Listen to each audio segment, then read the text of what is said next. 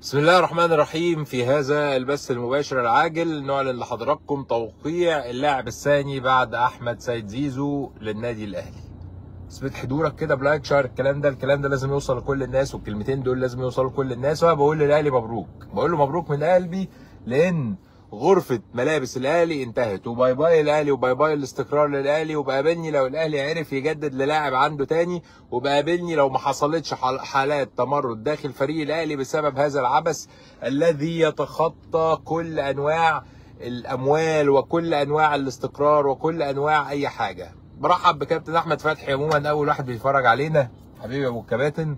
وبرحب بكل الناس المحترمه اللي بيتفرجوا علينا.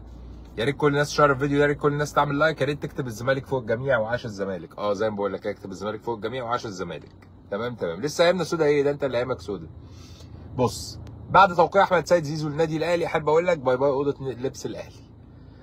ولسه التاني اللي مضى، بس مش ده الموضوع بالنسبه لي. الموضوع بالنسبه لي الاول ان كيف سيكون هناك استقرار داخل النادي الاهلي في هذا العبث. الفلوس اللي بتترمى يمين وشمال دي، انت متخيل ان زيزو هياخد في اول موسم 100 مليون جنيه؟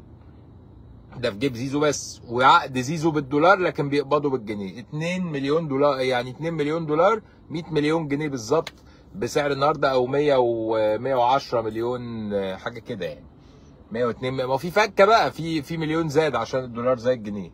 101.5 مليون جنيه. حلو، ده في اول موسم. طب والد زيزو تعالى يا حاج مصطفى خد 50 مليون جنيه بره العقد. فانت بتتكلم ان زيزو بياخد 2 مليون دولار ثابتين سنويا في النادي الاهلي، يعني 100 مليون جنيه. طيب لما تبص بقى لرامي ربيعه، هم مش عايزين يجددوا له وعارضين عليه مش عارف 15 مليون. لما تبص لياسر ابراهيم هتلاقيه عارضين عليه مش عارف ايه. لما تبص لاكرم توفيق هتلاقيه فشل في التجديد معاه بسبب خروج الارقام دي. ده بقول لك من دلوقتي والله العظيم لن يستطيع احد السيطره على غرفه ملابس النادي الاهلي الا بميزانيه مفتوحه. هيبقى كل لعيب عندك بياخد له مليون 2 مليون دولار. اقل لعيب في الاهلي هيبقى طالب 2 مليون دولار، مليون دولار. وعندك امام عاشور بدأ، انا عايز فلوس اشمعنى زيزو؟ عندك بن شرقي جه، عندك طب ادفع معاك فلوس ادفع. مش هتبقى معاك فلوس هتلاقي ناس من بره بتدفع لك. لكن بقول لك والله سيعاني، والفريق اللي هيروح له احمد سيد زيزو خسايره اكتر بكتير من مكاسبه، حتى لو كان متألق وجاب مليون بطولة. طيب مين بقى كمان وقع في صدمة عجيبة بالنسبة لي؟ انا عايز ايه؟ انا عايز ادلق على نفسي جردل المايه ساقعه، عايز امسك الازازه دي واعمل زي الواد العبيط اللي كان بيفضل زمان يرش على وشه وحاجات وبتاع. انا عايز ادلق البتاع دي. رأي صديق خفاجي. عزيزه جت هنا، خفاجي عزيزه جت هنا. اعمل لايك شير الكلام ده. احنا 2000، ال 2000 يعملوا لايك، عايزين نوصل الفيديو ل 20,000 لايك ولا حاجه، وشيروا في كل مكان في كل حته، شير الكلام ده. طيب النقطه رقم 2، من هو اللاعب الذي وقع على للنادي الاهلي صدمه مدويه؟ مدافع الزمالك اللي صبرنا عليه سنين، اصابات، صليبي في مشكله، في ازمه بتاع، وقع للنادي الاهلي. الونش يا جماعه. الونش كمان راح السفاره الامريكيه. انتوا متخيلين يا اخوانا اللي احنا عايشين فيه؟ الونش، انت يا ونش، انا عارف، انا عايز اروح اقابل الونش واقول له انت يا ونش بتوقع في النادي الاهلي. هيجهش في البكاء ويجي في حضني زي عبد الله كده لما قالوا عليه وقتها. بس ده يجهش في البكاء بجد. الونش يا جماعه وقع في الاهلي. حصل ايه في الدنيا يا رب؟ اضرب كف على كف يا ابني، حصل ايه في الدنيا يا رب؟ انا مش عارف. فانا اللي بوصله لاداره الاهلي، اتعبوا يا جماعه شويه وطلعوا لعيبه. ما ينفعش زيزو ياخد 30 مليون. طب اقسم برب العزه ان زيزو 100 مليون جنيه كده مع العقد، غير العموله بتاعت والده اللي هي 50 مليون.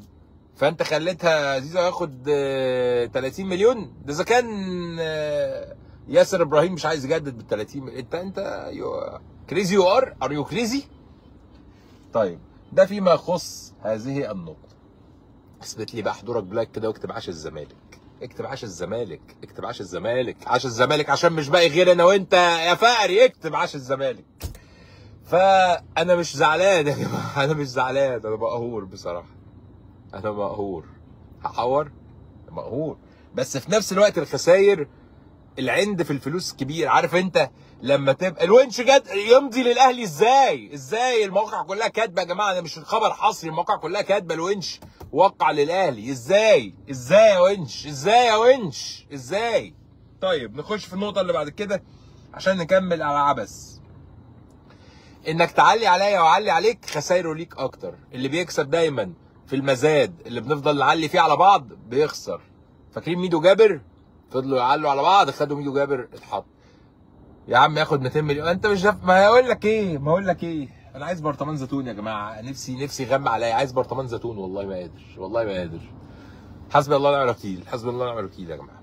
بس انا كل اللي هقوله لحضراتكم مبروك عليكم زيزو، مبروك عليكم الونش، ولو عايز الراجل ده كمان خده. بس سابقا الزمالك هو الزمالك العظيم اللي قادر ينافس برغم كل العبث اللي بيحصل ده.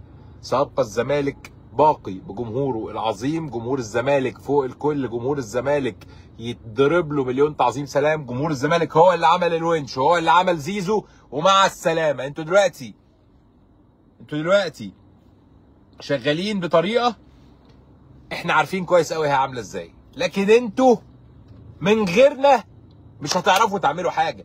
لما تبص لفريقك هتلاقي امام عاشور بتاع الزمالك، هتلاقيه بن شرقي اكتشاف الزمالك، هتلاقيه بقى زيزو اكتشاف الزمالك، هتلاقي ياسر ابراهيم من الزمالك، اكرم توفيق كان جاي الزمالك، افضل عد وشوف ودور، مروان عطيه كان جاي الزمالك، القندوسي اللي انت خدته ومشيته كان جاي الزمالك.